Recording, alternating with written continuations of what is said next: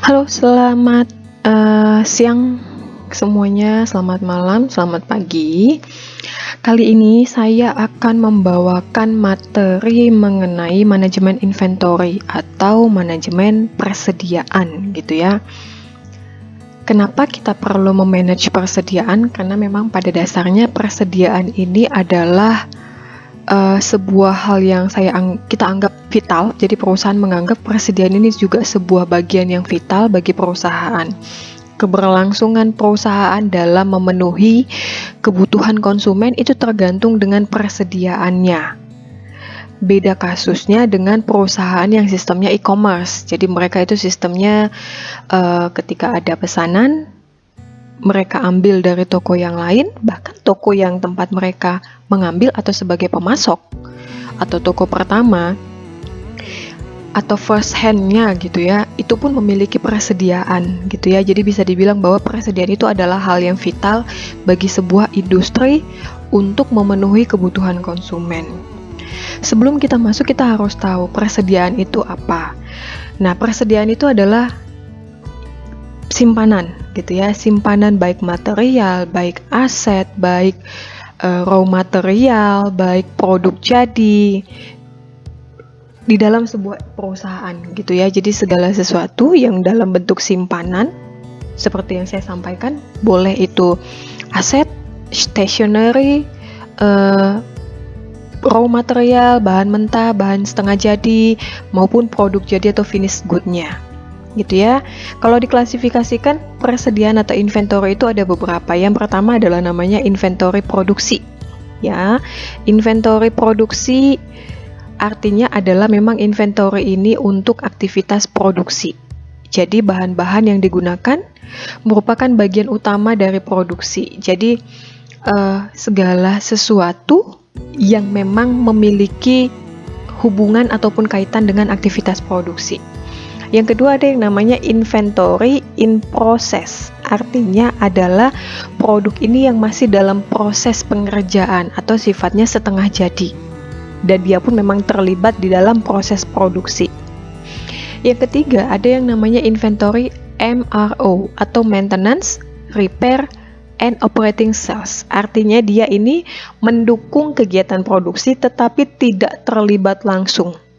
Itu ya, dia tidak terlibat langsung dalam aktivitas produksi, tetapi mendukung aktivitas produksi itu. Jadi kalau misalnya maintenance, tiba-tiba mesin rusak, kita butuh perbaikan. Nah, secara tidak langsung dia mendukung aktivitas produksi, tetapi dia bukan bagian utamanya. Bagian utamanya seperti raw material, seasoning, packaging, yang seperti itu, air, listrik, itu berkaitan utama dengan aktivitas produksi. Jadi kalau nggak ada produk utama ini ya tidak akan ada sama sekali produk yang bisa dihasilkan. Dan yang keempat saya kelompokkan adalah inventory finished good. Finished good artinya adalah produk jadi ya, produk yang memang sudah siap untuk dipasarkan. Nah, inventory ini perlu dilaksanakan dengan baik.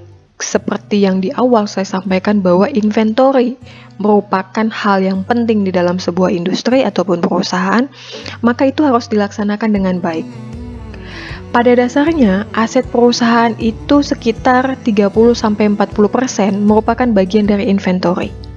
Jadi kebayang ya, sekitar hampir setengah dari aset itu adalah inventory. Sedangkan biaya penyimpanannya itu sekitar 20-40%. Jadi bisa dibilang memang biaya inventory ini sangat mahal. Itulah kenapa memang inventory ini adalah bagian yang menjadi sorotan. Gitu ya. Inventory kalau tidak ada, memang nilai biaya penyimpanan itu bisa dibilang ya nol kalau tidak ada inventory. Tetapi ya mustahil sebuah perusahaan tidak memiliki inventory. Stationery pun itu juga bicara tentang inventory, itu ya, sekelas stationery. Akan tetapi ketika inventory diperkecil, ada kemungkinan memang biaya penyimpanan ini akan lebih kecil. Jika inventory-nya besar, maka biaya penyimpanan itu besar.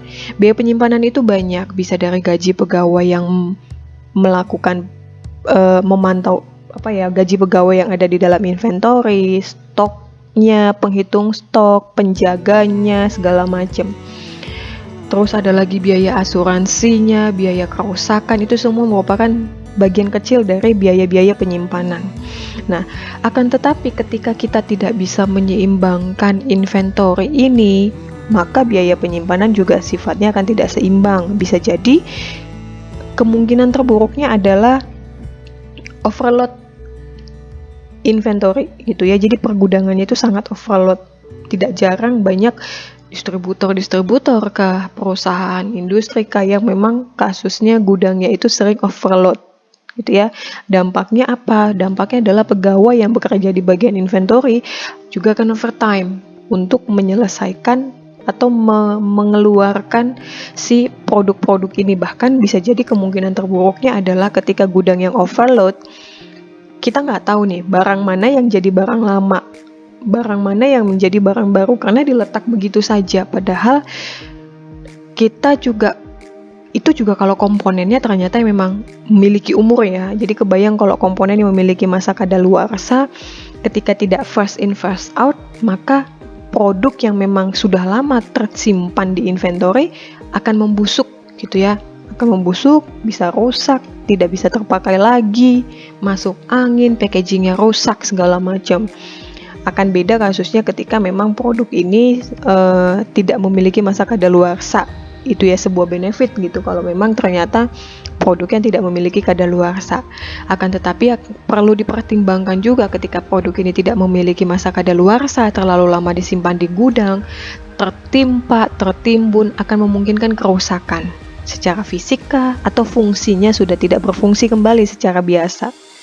Itu ya.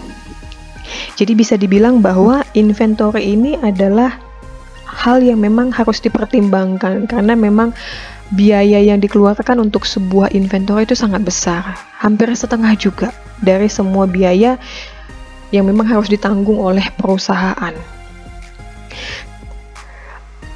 Kalau memang kita berpikir mau menyeimbangkan inventory, kita perlu tahu sebenarnya kenapa kita butuh persediaan. Yang pertama adalah memperhitungkan biaya pemesanan. Kalau kita pesan dalam jumlah yang besar, maka biaya pesannya dianggap kecil. Sebagai contoh seperti ini, ketika saya pesan 50 pieces, ternyata hitungannya adalah masih terhitung 2 kilo, akan lebih murah hitungannya ketika saya pesan cuma 2 pieces, bebannya ternyata 55 kilo juga. Gitu ya, 2 pieces, 2 kilo. Dan ketika saya pesan ternyata produknya ini 50 pieces termasuk juga 2 kilo, ya saya mendingan pesan banyak karena ternyata biaya pemesanannya kecil. Yang kedua adalah ketidakpastian aktivitas. Artinya adalah kita tidak bisa memperhitungkan kapan akan terjadi kerusakan mesin, kapan akan terjadi arus produksi yang cukup lancar, arus produksi yang sangat meningkat karena permintaan yang tiba-tiba berubah atau kemacetan yang terjadi waktu melakukan aktivitas produksi.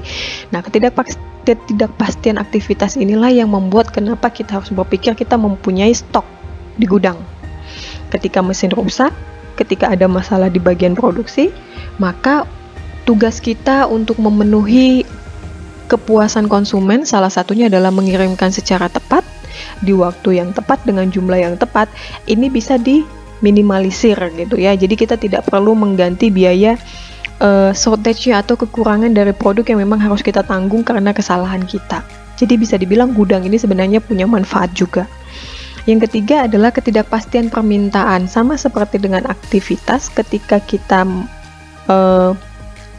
tidak bisa memastikan, sekalipun kita melakukan yang namanya forecasting secara tepat gitu ya, perlu diketahui bahwa forecasting itu bukan satu-satunya tools yang bisa menghasilkan kebenaran akan estimasi di masa depan berapa banyak jumlah yang akan diorder dan yang harus diproduksi. Ketidakpastian permintaan inilah yang membuat perusahaan mempertimbangkan butuhnya inventory. Ketika produksi tiba-tiba meningkat, biasanya event dari si hari-hari besar biasanya melonjak naik, itu butuh penyimpanan. Perusahaan akan sistemnya make to stock gitu ya. Jadi dengan sistem yang make to stock butuh kapasitas inventory yang juga cukup besar. Ketika akan berbalik keadaan ketika perusahaan tiba-tiba mengalami penurunan permintaan gitu ya. Maka apa yang harus dilakukan? Yang keempat adalah perusahaan memilih untuk melakukan persediaan karena memanfaatkan diskon. Ada kemungkinan supplier akan memberikan diskon yang lebih besar atau memberikan diskon ketika kita memesan dalam jumlah banyak. Biasanya kasusnya akan seperti itu. Kita jumlah 1 pieces akan berbeda harganya dengan ketika kita memesan 50 pieces. Yang kelima adalah untuk menghadapi kenaikan harga. Gitu ya. Jadi kenaikan harga ini kan bisa terjadi sewaktu-waktu dan tidak bisa diperhitungkan kapan akan kejadian.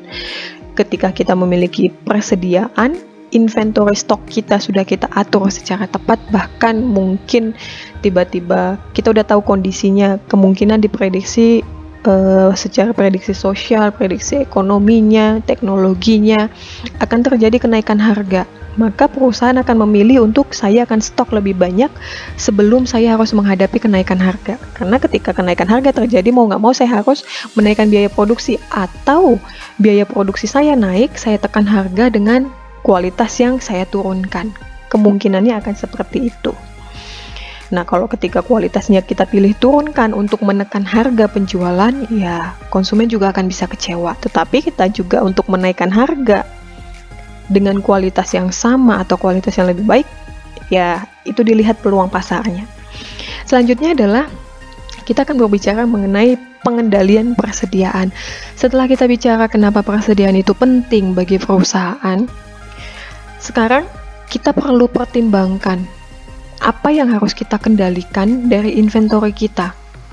Ketika kelebihan, ketika kekurangan, itulah tindakan-tindakan kita butuh pengendalian. Jadi dasar kita melakukan pengendalian adalah untuk mengantisipasi ketika terjadi kelebihan permintaan, kelebihan produk, kelebihan raw material, serta ketika terjadi kekurangan permintaan, kekurangan raw material, dan kekurangan produk. Nah, pengendalian persediaan pada dasarnya adalah, kalau dibedah arti katanya, mengendalikan aktivitas yang mempertahankan jumlah persediaan pada tingkat tertentu. Jadi bukan mempertahankan persediaan pada level yang sama sepanjang waktu, tetapi kita mempertahankan bagaimana persediaan kita levelnya aman pada tingkat tertentu. Ya, kelebihan dari pengendalian persediaan ini adalah beban bunganya pasti akan meningkat. Kenapa? Ketika kita dalam aktivitas mengendalikan, hasilnya, keputusannya adalah kita mau meningkatkan sedikit meningkatkan sedikit persediaan, maka beban bunga juga akan meningkat. Yang kedua adalah biaya penyimpanan dan pemeliharaan juga akan meningkat. Ya, resiko rusak juga lebih meningkat, serta kualitasnya tentu akan menurun ketika terjadi kelebihan persediaan. Ketika terjadi masa kekurangan persediaan, maka yang terjadi adalah proses produksi akan terganggu. Ini sudah pasti. Yang kedua, akan ada mesin yang tidak terpakai. Bisa jadi karena mesin tidak terpakai, pegawai juga banyak yang menganggur. Yang ketiga, pesanan juga tidak akan terpenuhi, terjadinya shortage. Gitu ya. Nah, pengendalian persediaan ini tidak hanya pada industri-industri yang sifatnya produk gitu ya, produk manufacturing gitu, tetapi juga perusahaan-perusahaan yang sifatnya jasa. Ya. Jadi kalau menghasilkan barang ataupun produk, apa yang dikendalikan materialnya. Tetapi kalau yang berhubungan dengan jasa, maka yang dikendalikan adalah jasa itu sendiri, bagaimana dia bisa memenuhi apa yang konsumen mau. Nah, biaya inventory itu total annual cost itu rumusnya adalah total ordering cost ditambah dengan total carrying cost. Jadi biasanya inventory ini hanya berbicara tentang biaya pemesanan dan biaya persediaan. Ya. Jadi inventory ini hanya berkaitan dengan dua dasar dari biayanya, yaitu biaya pemesanan atau ordering cost-nya, serta carrying cost-nya atau biaya pengelolaannya, biaya persediaannya. Nah, biaya per unit dari setiap produk yang disimpan itu ada namanya yang dibebankan biaya ordering cost, biaya pemesanan. Nah, biaya pemesanan ini seperti penyiapan PO, ongkos kirim, transportasinya, kalau dia memiliki transporter sendiri, biaya pegawainya, terus biaya penyiapan segala macam. Biaya carrying cost itu biaya persediaan itu sendiri, biaya penyimpanannya itu sendiri, itu terdiri dari cost storage atau biaya gudangnya. Bisa ada asuransinya kalau memang diasuransikan, serta pajak. Yang ini memang berubah-ubah nilainya. Selanjutnya adalah biaya yang diperhitungkan, biaya kerusakan dan kehilangan. Ini juga harus diperhitungkan. Sama seperti ketika kita sudah memperhitungkan depresiasi dari aset kita, maka yang namanya inventory juga kita harus memperhitungkan kerusakan ataupun kehilangan yang mungkin terjadi. Selanjutnya itu adalah biaya akibat kehabisan persediaan atau stock out cost. Jadi ini lebih ke arah konsumen, nanti diperhitungkan biayanya kalau terjadi kekurangan. Ada beberapa metode dalam pengendalian persediaan. Yang akan saya bahas adalah EOQ. Selanjutnya nanti di pertemuan berikutnya ada ABC sama just in time, agak di luar dari sini. Nah, yang pertama adalah EOQ. EOQ atau dikenal dengan Economic Order Quantity. Artinya adalah kita menentukan pesanan yang ekonomis. Kenapa? Karena pesanan yang ekonomis ini akan meminimalkan biaya persediaan. Jadi untuk menekan biaya persediaan, untuk mengendalikan inventory, kita perlu tentukan pesanan yang ekonomis, yang tidak berlebihan dan tidak kekurangan. Kalau analisis ABC itu artinya kita mengelompokkan inventory-nya berdasarkan kelompok A fast moving sifatnya, kelompok B yang middle, kelompok C yang slow moving sifatnya. Ada lagi yang namanya hybrid. Hybrid itu adalah campuran EOQ dan ABC. Dan yang terakhir adalah just in time. Just in time ini sebenarnya termasuk salah satu cara yang bisa kita lakukan untuk mengendalikan persediaan. EOQ itu diperkenalkan tahun 1929 oleh Wilson. Jadi bisa dikenal EOQ ini adalah Wilson Formula. Ada beberapa asumsi-asumsi yang perlu diperhatikan ketika kita mau melakukan metode EOQ ini. Yang pertama, asumsi pertama adalah produk tersebut memiliki kecepatan permintaannya yang bersifat tetap dan bisa jadi terus menurun. Ini tetap ya. Nah, jadi permintaannya itu bisa bersifat tetap ataupun terus mengalami penurunan. Asumsi yang kedua adalah waktu pemesanannya dan pesanan itu datang atau lead time-nya. Jadi lead time itu adalah waktu ketika kita pesan dan pesanan itu kita terima. Itu namanya lead time. Oke? Itu harus tetap. Jadi lead time-nya nggak boleh berubah-ubah. Yang asumsi yang ketiga, tidak pernah ada terjadi kejadiannya kehabisan stok. Jadi kalau seandainya kita membuat metode ini untuk sebuah produk yang selalu kehabisan stok, artinya ini kan produk tidak berlebih di gudang. Gitu ya. EOQ ini banyak dilakukan pada perusahaan-perusahaan yang persediaannya sering overload. Jadi bisa dibilang untuk mengendalikan sebuah item atau beberapa item yang sifatnya berlebihan, maka perusahaan perlu menjalankan sebuah metode bagaimana saya memesan produk ini lebih ekonomis. Karena ketika ini overload di gudang, maka biaya penyimpanannya akan lebih besar. Jadi, asumsinya adalah tidak pernah ada kejadiannya yang sifatnya stock out atau kekurangan produk. Dan asumsi yang terakhir adalah material yang dipesan ini dalam jumlah yang besar. Bisa jadi, biasanya ini material-material yang kecil sifatnya, yang umurnya itu panjang, dan dipesannya itu dalam waktu yang bersamaan. Nah, lalu yang keenam asumsinya adalah carrying cost-nya itu sifatnya dalam garis yang lurus ataupun sejalan dengan rata-rata jumlah persediaannya. Ya, asumsi yang ketujuh adalah biaya ordering cost-nya itu tetap.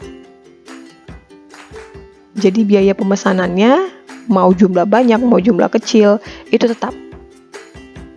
Asumsi yang kedelapan itu adalah itemnya itu haruslah satu macam dan tidak memiliki hubungan dengan produk yang lain. Jadi bisa dibilang dia ini produk yang stand alone gitu ya. Kalau misalnya bayangkan kalau seandainya produknya sifatnya berhubungan dengan produk lain, artinya dia pasti bergerak. Tetapi karena dia sifatnya stand alone, maka ada kemungkinan dia pasti akan menumpuk di gudang. Asumsi yang ke-9 adalah harga per unitnya tidak dikenai diskon. Gitu ya. Jadi kalau kita mau pesan banyak, itu nggak akan ada diskon. Bisa jadi memang kalau kita asumsi, kita konklusikan bahwa ini adalah produk-produk yang sifatnya kecil-kecil, lalu murah. Karena murah, mau pesan dikit banyak pun ya tidak bisa dikasih diskon. Kalau seandainya kita memiliki sebuah diagram pemesanan, gambarnya seperti ini gitu ya. Jadi gambar yang ini dari sini sampai ke sini, ini adalah jumlah pesanan dalam satuan lot. Ini yang merah, titik tertingginya adalah stok maksimalnya. Oke, maka kata-kata persediaannya adalah Q per 2, atau Q ini adalah kuantitinya dibagi 2. Oke, nah ini akan menjadi lebih efisien ketika kita menggunakan metode IOQ. Nah, metode IOQ ini terjadi pada titik di mana ada yang namanya buffer stock atau stok level minimum, atau dia bisa menjadi buffer stock pengamannya antara buffer stock hingga stok level maksimum. Jadi dia bisa di antara ini, atau kuantiti yang ekonomisnya itu ada di antara stok level maksimum dan buffer stock ataupun stok level minimum. Nah, IOQ juga membahas tentang bagaimana kita melakukan pemesanan kembali atau reorder point. Ya, jadi dari IOQ ini pun ketika kita mendapatkan key yang menghasilkan pesanan yang ekonomis, kita juga akan bisa menghitung kapan kita memesan kembali dan berapa banyak kuantiti yang harus kita pesan kembali. Oke, IOQ rumusnya sebenarnya cuma satu, cuman ini adalah ada versi yang lain. Nah, IOQ itu rumusnya adalah 2 dikali D dikali ordering cost-nya atau biaya pemesanannya dalam akar dibagi dengan H-nya atau biaya penyimpanan dalam satuan tahunan. Oke, sementara H ini sendiri adalah kalau di breakdown itu adalah harga per unit, unit cost-nya, harga per unit pembelian, harga per unit atau harga beli per unit dari item tersebut dikali dengan persentase biaya penyimpanan. Ya, jadi bisa dibilang rumusnya sama aja. Yang ini digunakan kalau seandainya datanya bersifat bulanan. Kalau yang ini kita lakukan ketika datanya bersifat annual atau tahunan. Jadi hubungan biaya pesan dan biaya penyimpanan saya gambarkan dalam sebuah seperti ini. Tadi kalau kita dapatkan total annual cost-nya adalah total ordering cost ditambah dengan total carrying cost-nya. Ya, jadi posisinya adalah kalau IOQ itu ini kurvanya TC, ya, kurvanya TAC ataupun TC. Oke, kurvanya TAC. Nah, ketika ada di dalam titik terendah di bawah parabola ini, itu adalah unit yang dianggap ekonomis. Oke, biaya pesan ketika kita memesan dalam jumlah sedikit, biayanya banyak. Konsepnya seperti itu ya. Ketika kita memesan dalam jumlah yang banyak kuantitinya, maka biayanya semakin kecil. Ya, ini konsep dari si biaya pemesanan. Biaya simpan itu sendiri, ketika kita menyimpan 0, maka tidak ada biaya penyimpanan. Ketika kita menyimpan dalam jumlah yang besar, maka biaya penyimpanannya pun akan menjadi lebih besar. Ya, ketika bertemu antara biaya pesanan dan biaya simpanan, ketemu keseimbangan antara biaya penyimpanan dan biaya pemesanan, itu adalah key-nya. Ya, ini key-nya pada biaya sekian. Dan biasanya key ini berada di bawah titik terendah dari si total biaya ini. Karena itulah kenapa dia dianggap sebagai key yang paling ekonomis, karena dia akan membuat total biaya ini, baik biaya ordering, baik biaya carrying, itu menjadi lebih efisien, ya. Jadi TOC ini atau total ordering cost bisa kita rumuskan sebagai H, yaitu biaya penyimpanan dikali Q. Q ini bukan kuantiti yang ekonomis ya. Ini adalah Q kuantiti pemesanan dibagi dengan 2, sementara total carrying cost itu adalah S. S ini adalah saya belum bikin ya. S ini adalah biaya penyimpanan dikali dengan berapa banyak jumlah item yang kita pesan selama setahun, ya, dibagi dengan Q. Biaya penyimpanan itu sendiri, ini sudah ya. Biaya penyimpanan itu sendiri ya ini, H kali Q per 2. Oke. Frekuensi pemesanan. Nah, kalau kita sudah dapat reorder point gitu ya, berapa banyak item yang kita pesan, maka kita akan dapat menghitung berapa kali baiknya kita memesan. Oke, rumusnya adalah jumlah permintaan dalam bentuk annual ataupun tahunan dibagi dengan kuantiti pesanan atau per pesan. Nah, di sini ada yang namanya rata-rata, mana tadi ya? Nih, rata-rata persediaan. Oke, rata-rata persediaan atau average stock dalam satuan tahun itu dirumuskan dengan Q atau pesanan per pesanan itu dibagi dengan 2.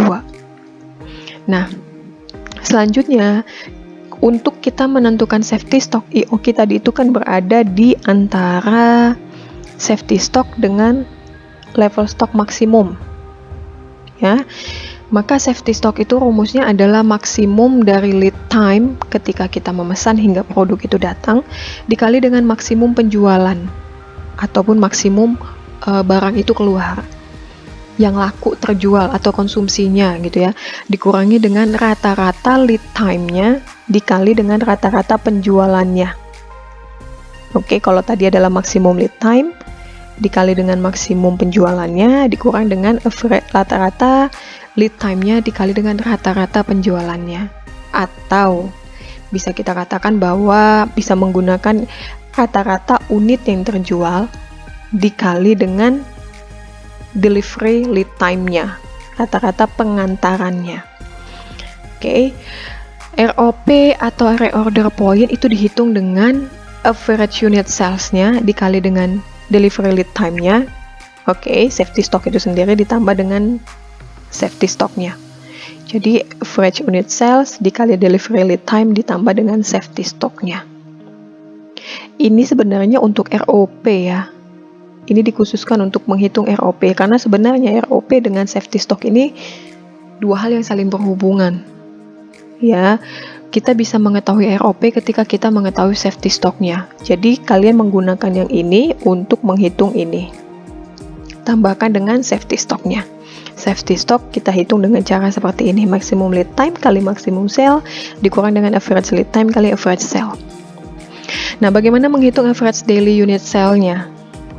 Ketika saya punya contoh bulan Januari, Februari, Maret, sales quantity-nya Januari 65, Februari 70 unit, March 45 unit, maka rata-rata dari penjualan produk itu adalah totalnya 180 unit dibagi dengan 90 hari, 30 hari kerja ya. Maka rata-rata per hari yang terjual itu adalah 2. Untuk menghitung rata-rata lead time-nya adalah kalau tadi jumlah ordernya sekian, delivery-nya bulan Januari 7 hari, bulan Februari ternyata bisa dikirim 5 hari, bulan Maret ternyata dikirim hanya waktu butuh 3 hari saja. Maka rata-rata lead time untuk produk ini selama 3 bulan adalah 5 hari. Ya. Jadi kita bisa dapatkan bagaimana menghitung si reorder point serta ROP-nya.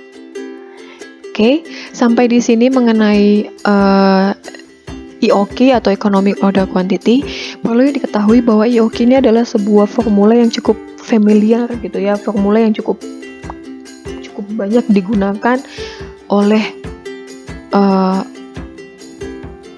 kalau dibilang sebenarnya EOQ ini banyak digunakan oleh orang-orang yang suka menulis jurnal gitu. Jadi perusahaan jarang sekali menggunakan EOQ karena memang bisa dibilang perusahaan lebih mengandalkan sistem dan pencatatan manual itu sendiri. Jadi EOQ ini adalah para akademisi yang melihat banyak masalah persediaan perusahaan yang bahkan notabene sudah menggunakan sistem sekalipun, banyak masih kewalahan dalam pengendalian stoknya, sehingga banyak akademisi peneliti yang menghitung kembali sebenarnya berapa sih persediaan yang baik, berapa sih sebaiknya dipesan supaya tidak terjadi overload inventory ini. Oke, sampai di sini mengenai EOQ. Selanjutnya nanti akan dibahas mengenai ABC analysis atau metode ABC serta just in time. Sampai di sini saya ucapkan terima kasih banyak.